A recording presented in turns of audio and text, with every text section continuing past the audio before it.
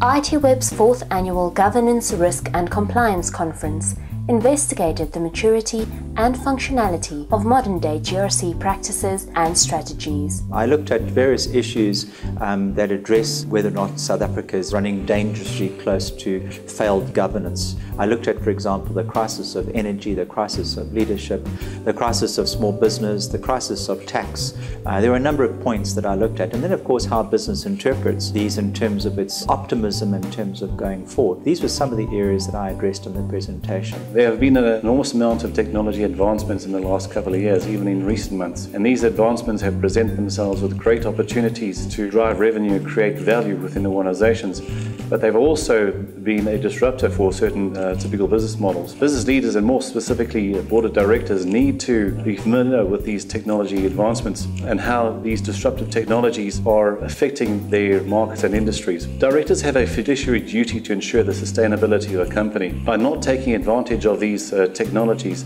they are doing their companies a disservice. Prominent industry players and analysts shared valuable lessons from their own experiences. The right balance between regulation, risk, and rewards, to me, comes down to one word, and that word is integrity. The integrity of the organization. What the organization says it does, it actually does. It puts its money where its mouth is.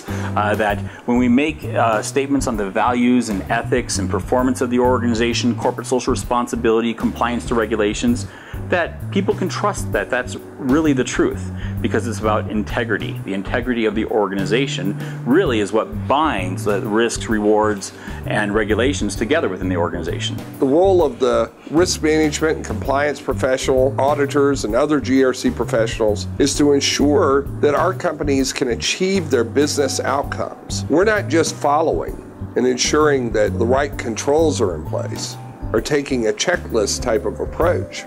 We're looking at what are the strategic business objectives of our organizations, what are the critical uncertainties that affect those business objectives, and ensuring that we have the proper controls, we've assessed the risk correctly, and we have the proper procedures and policies that help our companies to achieve those business objectives and reduce the uncertainty to those business objectives. This must-attend comprehensive event provided delegates with unique insights and extensive networking opportunities, all geared towards finding the right balance between risk and reward. An organization that puts a process in place in order to evaluate and identify risks, that puts safeguards in place in order to mitigate those risks, and continue to evaluate whether the measures put in place are effective, will reap the rewards that come with the proper analysis and proper attention being given to risk mitigation and risk aversion.